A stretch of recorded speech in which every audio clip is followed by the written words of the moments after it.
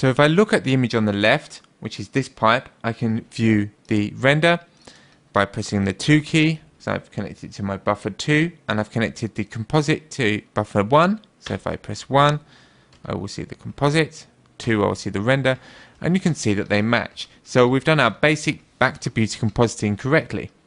But if I take this entire tree, which we know works, and copy it to this seemingly identical render that is not in linear color space, let's see what happens.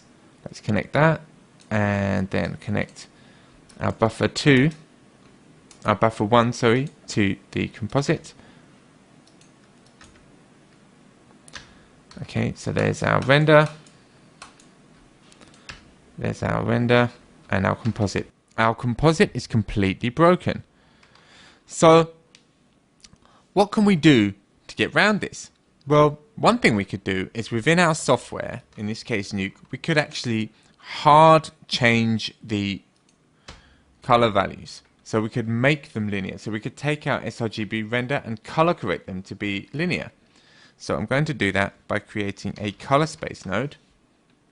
I'm going to press tab and type color space and connect that to my render, and I'm going to change that to sRGB, actually the gamma 2.2,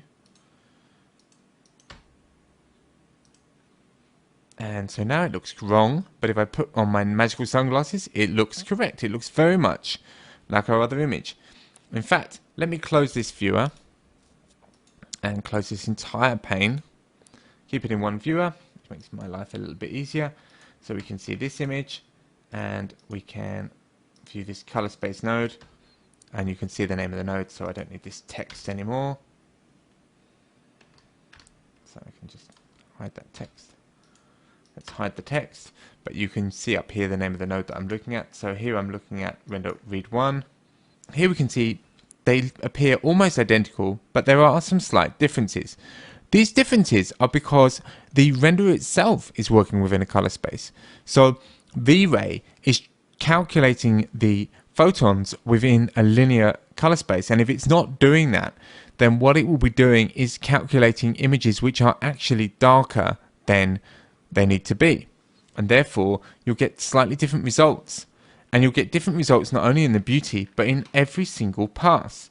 So every single pass will be brighter. If I look at my GI from my non-linear render versus my GI in my linear render, they look very different. Well, you could say, let's just color correct all of them. I'm going to color correct the GI. So I have the GI that looks almost correct. There we are. And you can see that they appear almost the same. I'm going to color correct my lighting pass. So when I combine, so when I view that, it appears very similar to that. So that appears similar to that, and so on and so forth. I'm just going to keep doing that all the way down, copy and pasting my color space node all the way down, and I'm going to then look at the combined result and look at that versus this, and in fact it's not bad. So by color correcting every single pass to linear, I can get things to kind of work, but you can see there's a difference, and that difference is because, as we said, the values are being calculated differently. There's a slight error inherent in calculating things in a non-linear color space, and that error is multiplied. Essentially we have that same error in every single pass, and therefore even when we convert them back, we have this combined error which could completely ruin our render. In this case we're able to more or less fix it, and in this case we can see that our linear render is looking okay. There's our linear render, and here is our non-linear composite and our non-linear render with a color space conversion. So we have our non-linear render.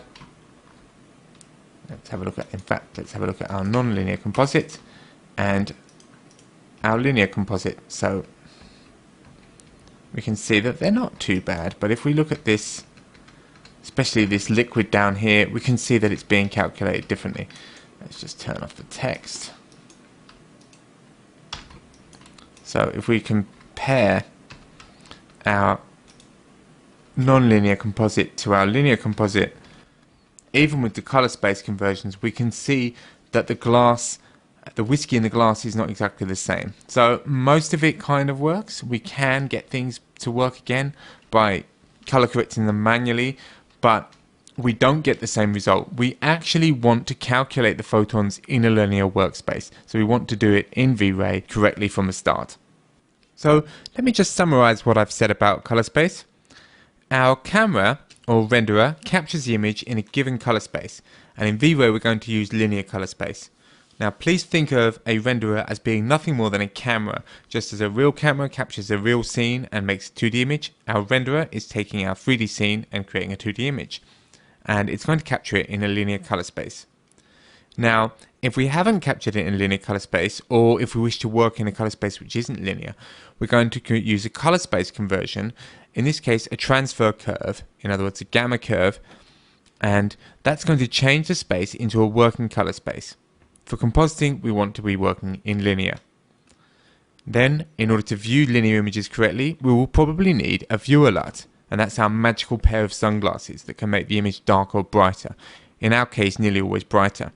And that's because the display device has its own inherent color space, and this usually will make our linear images appear too dark. Certainly on a TV, monitor or projector, our linear images will appear too dark, and that's why we need our magical sunglasses.